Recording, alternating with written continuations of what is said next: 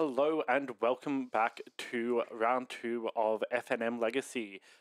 We've got some interesting decks showing up. We're going to have Gene Holland playing what we colloquially refer to as the Gene Machine. Yep. And we also have Henry DeHennon, who I believe is a Delver player, but we'll check to make 100% certain once we shuffle up and start this. Yep. Well, obviously I'm not Stephen. Stephen will be back for the next round, but I'm a different version of Stephen. Let's just go with that. Stepping in and seeing what we've got here. So it looks like we're just deciding who goes first at the beginning. That's a 10, so who knows whether that's odd, even, high, or low. could be anything. And it says that Henry's on 4-color loan, so a little bit different to what I predicted. All right, so yeah, 4-color loan versus the Gene Machine. All right. So for those who don't know, so the Gene Machine is something that Gene dreamed up himself. It's a little bit of a cross between Nick Fit and a lock combo which involves the card Zer's Weirding. Yes. So let's start off with the first part of what Nick Fit means. Nick Fit is a deck which runs a whole lot of basics, a lot more than any other deck would play. Yep. And it uses that along with the card Veteran Explorer, which is a card which, when it goes into your graveyard, you go get 2 basics out of your deck and put them onto the battlefield. Yep. And there's a few different ways in the deck that you can actually exploit that and put into the graveyard. Along with that, we also have, as I said, Zer's Weirding. Now, that's a card which says both players play with their hands revealed. Yes. And if they would draw a card, they reveal that card, and the other person can pay 2 life to put into their graveyard instead. Yes. And so Gene's got something which will essentially make them take infinite damage along with that card by forcing them to draw cards, I believe. And then he's also got, there's a couple combinations. I think I don't know how much it's changed since the last time I saw it, but he's also got a couple combinations in there where he's like, at the very least, able to just lock them out of ever drawing cards. Like he's able to just prevent them from drawing cards, and he basically nets neutral on the life. Yeah. So and then Deathrite Shaman will do that at the very least, but we'll have a look at exactly Vampire what's Ascension going on. was the one. Is it Vampire Ascension? Blood Chief Ascension. Blood Chief Ascension. That's sorry. Yeah, that one. That's the one I've witnessed him do. So basically, every time a card goes into a graveyard, you gain 2 life or something like that. I think that's it was. Right. Yeah. So he activated that. Basically meant his opponent could never draw a card. Yeah. So Henry does look like he's on 4-color loan, as we've said. Yep. He's opened up on a Mox Chalice on 1. Chalice on 1, but not. Chalice on 1 on the play's pretty good, but not a turn 1 Chalice on 1. It's not. It's still fine. It's just not quite as good. And Gene does have quite a lot where he can just play around that. Yeah. So both decks are designed to start at about 2 to 3 mana rather than starting at 1 mana. Yep. And we'll see exactly how that goes down. Gene plays Lingering Souls. So he's just going to be attacking the air and hopefully getting around what Henry can do. Henry doesn't really have a lot in his hand at the moment. He's got a couple of lands and a Liliana. Oh, and sorry, there's a Knight of the Reliquary as well. Knight of the Reliquary. Was that did he just play Caracas? He played a Caracas. Yeah, it was Caracas, yeah. Can't quite see his hand there. We'll get that moved down, I think. Yes, that's pretty good. Knight of the Reliquary with Caracas. If you get to a point where you can make a bit out of that. But what else has he got? So he's got Wasteland. He's got Wasteland and Liliana. So the Liliana's not really doing a lot at the moment. Not now. Except maybe dying if he decides to play it out for some reason. Do you depending on what Gene does here, are you likely to fire off the Wasteland? Look, I don't see there's any reason not to here, but Gene decides to just flashback Souls. Okay. So we've got 4 power in the air now, and Henry really just has I think he's only got a Toxic Deluge in the main to deal with this, and maybe some Punishing Fire, for example. Yeah, so there, Gene not playing a land, so I think Henry immediately wants to be firing off that Wasteland, but as you say, he now has to deal with 4 power in the air. Well, we say that, but he's got a land in his hand as well, so I'm not sure why that's not getting played out. Yeah, he did. So he's definitely past turn. So I don't know. Maybe wanting to feign. I saw a land at least. Maybe trying to feign something. I'm not quite sure. Yeah, well, we'll just have a look. Anyway, so Henry does go for the Wasteland plan as we've discussed. He's still got 2 mana up because he's got a Noble Hierarch over there. Yes. So not enough to shut Gene out. He has access to his colours. and obviously with just the basic in play, protected from any further wastelands. But does top deck a land there? Tropical. Yeah, so the tropical island. So Henry himself not doing anything that turn at all, really, not advancing his own board state, simply wastelanding his opponent. Well, we say that, but he does have a Knight of the Reliquary in play, so I think that's going to get activated end of turn, and we're going to see some sort of nonsense going on. Yeah, of course, he does have the Knight of the Reliquary activation, of course. But, as you say, it still needs to deal with 4 power of Flyer.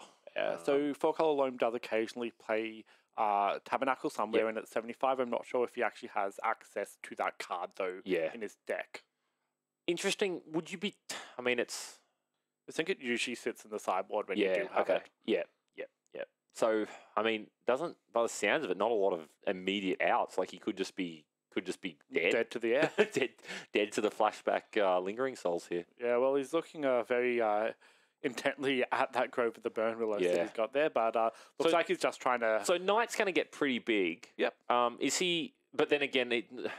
Not big enough to prevent Gene from just holding back one creature. Yeah, so he's just got 3 turns where he can just continue to do this. Yep. He's not exactly going to be able to gib Gene's life total yet. Reliquary is going to have to get quite a bit bigger. So another Chalice there. That's not going to do much. Yeah, Chalice doesn't really do much. I don't think you want to drop it on 2 because that stifles your own deck a bit too much.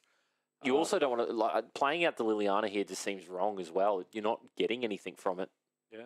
You have less cards than your opponent, and your opponent has more creatures than you. It doesn't feel like you want to do anything with the Liliana. You're basically just offering her up to die. Yeah, so it's really a decision on whether Gene thinks it's better for him to be attacking the Liliana or attacking Henry's life total. Yeah, of course. So we've got a Wiltleaf Liege over there. That gives white creatures and green creatures +1/+1. So that's an army of 8 damage swinging in there in the air. The final line of text that it's got over there is if someone makes him discard it for whatever reason, say with Liliana as the bail that didn't get played by Henry, fortunately, it would go straight into play. Oh, that would have been brilliant. Like... Here we are discussing whether or not he should play the Liliana, and maybe he just realizes that he just has to do something, so he puts the Liliana in play, and then your opponent's response is Wiltleaf Liege onto the table. Oh, that'd be brilliant. It would not be a sequence of moves that I would be playing around at all, I would say. Oh, that'd be great. Well, anyway, so Gene handedly taking game 1 there, not really having to... I mean, I say not work hard. I mean, he played Lingering Souls, he flashed back Lingering Souls, and he beat his opponent. Yeah. So we're just having a look at Henry's sideboard at the moment. We've got some Leyline of the Void, Swords to Plowshares, a few different Leyliners. We're getting Golgari Charm. So I guess since he's doing that, he has played against this particular deck before. Yep. But what we're mainly looking at, so it's either... he hasn't played against this deck before and he's just trying to kill the Lingering Soul with the neg 1 ability. Yes. Or he has played against the deck before and he's using it so he can destroy the Zerzwyrd with the Destroy Target enchantment mode. Or he knows both. Yeah. Maybe he's just playing very heads up. Attacking this deck on all angles. He's also having a quick look through the deck. I don't think I would want to take Gaddock Teague against Gene's board, I don't think. No. I think Teague's probably fine. What else has he got here that he... Look, as we said in that last game, just Liliana does not seem the best in this matchup. Yeah. Great. Gene is a graveyard deck. He's working out of that, and he's got a lot of... Cutting the bobs, it looks like. That's definitely an interesting choice. Well, is he worried about the life loss? Look, maybe, but I think the card advantage is too relevant. In terms of a Loam deck, though, it's like... Yeah, he's cutting all these bobs by the look of it, all 4. Okay. As I said, I think I would go for the Liliana as the main thing that I would cut first. Yeah, and then, it's funny. The Chalice seems a little weak, I think. Yeah, Chalice is a little weak, but on the play it's better. I mean, like so consider that first game. If he was on the play with that Chalice, his opponent is... He's a noble Hierarch behind. Yeah, he's a noble Hierarch behind. And Gene did have a Cabal Therapy in his hand the whole entire game, which he just didn't cast. No. And I mean, he's a noble, and also obviously with the Wasteland, he would have been quite far behind. It's very interesting having Chalice as a card that you can never really tell how much work is doing from your side because you can only see that your opponent's not casting spells. Unless they're being a little bit cheeky and you they only are know when casting it's spells. you only know when it's not working. That's that literally the thing with the chalice. You could have a chalice in play and it have zero effect on the game because your opponent never cast into it, but that doesn't mean that they ever needed to. Absolutely. And the inverse of that, you could have a chalice in play and it just literally has zero effect on the game. Yeah. Or your opponent can never cast a spell and you don't know whether that's because they're not drawing them or because they physically can't. Sure. Anyway, Gene taking out some veteran explorers, just looking at his options. Maybe I think he's possibly trimming around the chalice that he just saw. What was that? What was that card on top? I believe it was a Leovold. No. There's an artifact. An artifact with a Sorcerer's Spyglass? Yeah, that might have been the one, yeah. Okay, Sorcerer's Spyglass, or as we like to call it, Peeking Needle. Angus, how are you today? Nice to see you from the other side of the camera. This is Legacy, you are correct. Yep. We are just an FNM Legacy here in preparation for the Masters on the weekend. Masters event over the weekend. So something I believe there's already 50 people pre-registered, so nice. And people coming from all corners, so it should be exciting. Yeah, presumably everyone playing tonight also probably playing... Is Legacy Saturday or Sunday? Legacy is Sunday. Tomorrow we've got a Vintage tournament, and on Monday we've got Highlander. Highlander, of course. Another great format. All right, so... I know that you don't play very often, but what do you think you would be playing if you did end up at Masters? Look, it depends. Legacy, I'm much less informed on Legacy in general. I would probably... Playing Legacy, I'd play something a little less complex. I'd definitely be playing something a little bit more combo-y. Honestly, with my ability, probably depths. I'd probably some variant of depths. Just to feel that I could potentially go under everybody and not really have to... Not have to think too much? Not have to think too heavily. Honestly, if I was playing Highlander, I'm quite...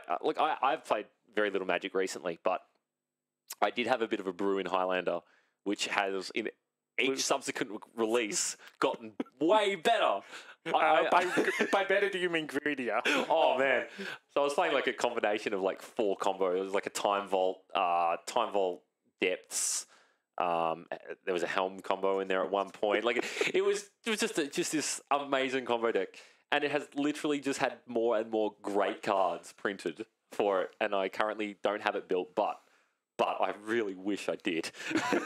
Of course you do. Okay, so it looks like we're getting the starting terms out of the way. Henry leads on Just a Bird and Catacombs on its own, and Gene runs out a Deathrite Shaman. Hey, that's a good card. I've heard that is the case. I'm not sure it's banned wherever like some people say, but interestingly enough... It takes all sorts. Yep, gets the basic there.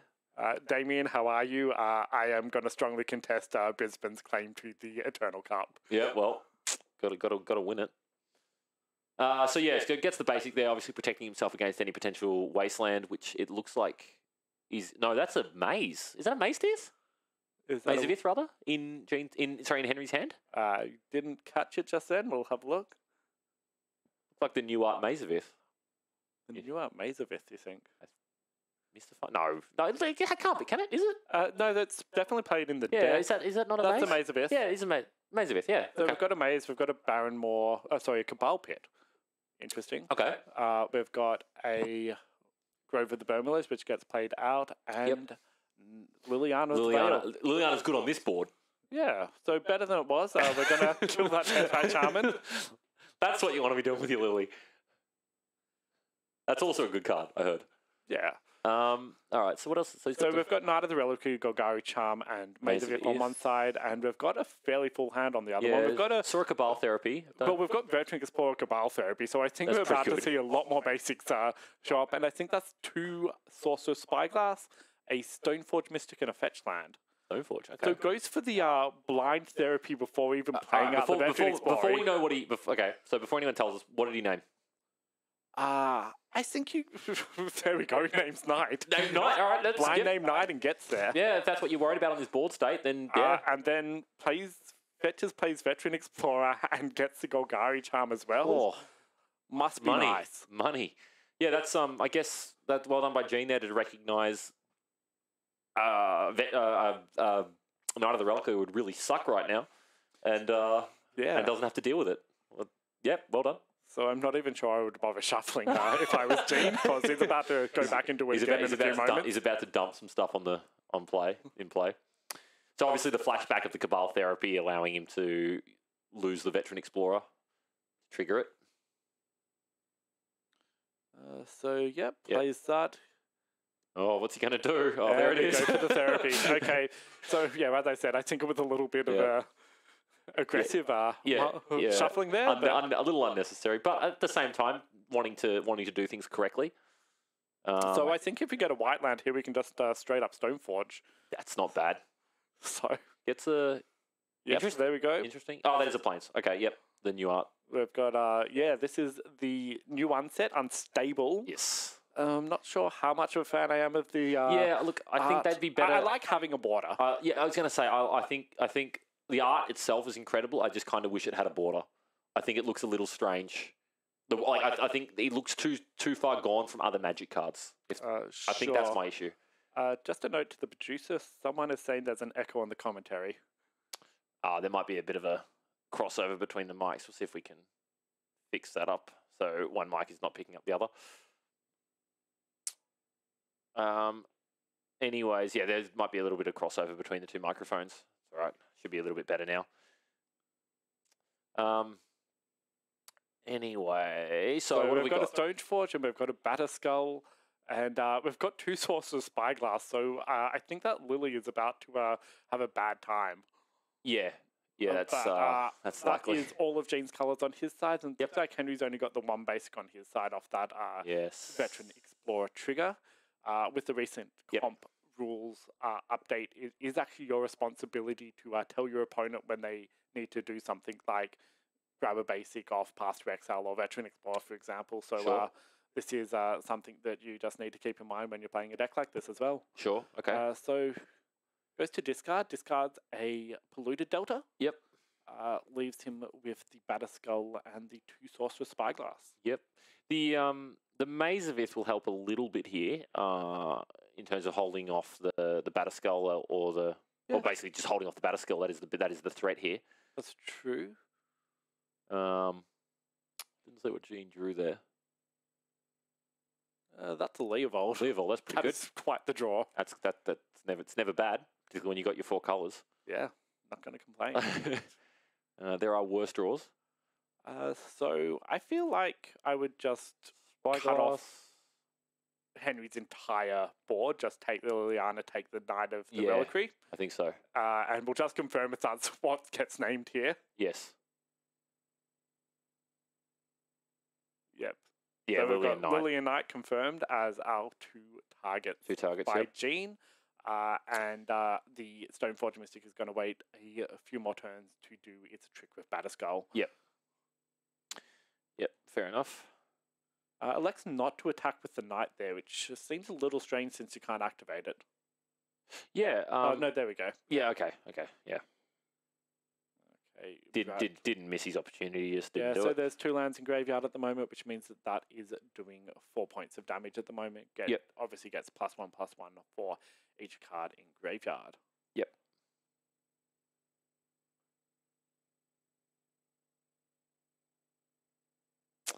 Okay. All right. So as I said earlier on, like the G Machine is something that when we first saw it was something very combo-y looking, and at the moment it looks like it's just slowly drifting towards the mid-range deck, trying to... Yeah, it's just a little... I think it's a fresh...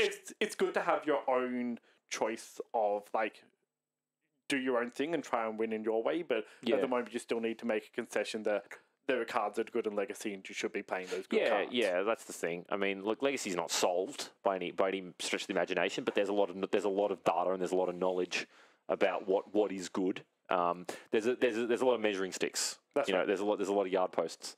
So like it's not hard to you come up with an idea of a deck, or as Gene's done here, and it's not particularly difficult to go from an idea to the next step of working out whether or not it's viable simply by measuring it against what is considered good. Absolutely. Which obviously I think when the deck started it was pretty out there, but as you say, it's sort of reined it in. It's a sort of fresh take on a mid-range deck, I guess. Yeah, pretty much. or even just a different take on how to play Nick Fit as well. Yeah, true.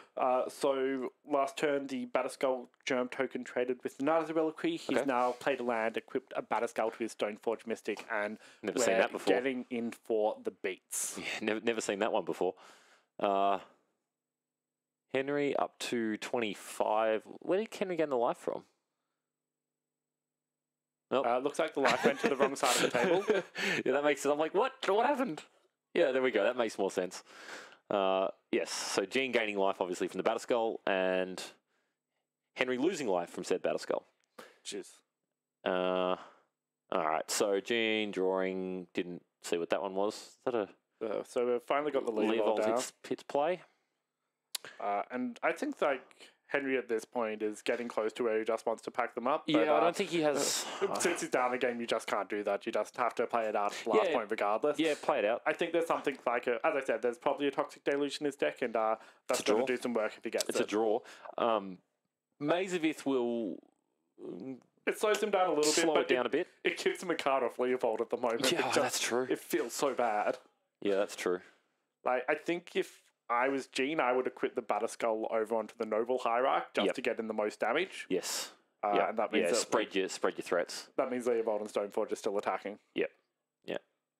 So Gene drawing, didn't see what he drew, but don't think it matters too much. I think, as you say, the only real out for Henry here is actually the... Nope, he elects to just pack them up there. Well, that's an out too. I was going to say the Toxic Deluge, but that's definitely an out. Just packing up your toys. And that is Gene displaying the strength of his deck. Just a good mid-range, basically. Good old-fashioned beatdown. Yeah, both of the decks are mid-range, and he just did it better. Well, I mean, the 4-color loam never really... It never really did anything. Going. It never. We never saw loam. We never really saw. We didn't see a punishing fire engine either. No, didn't see much of what the deck is really meant to do and what it's known for. But that said, Gene Machine, it did good things. It did played good cards, and just typical, as you say, typical sort of Nick Fit mid-rangey kind of just did stuff, and your opponent couldn't answer it all. Yeah. Well, thank you very much for watching. We will see you in the next round for round 3 of Legacy. Thanks, guys.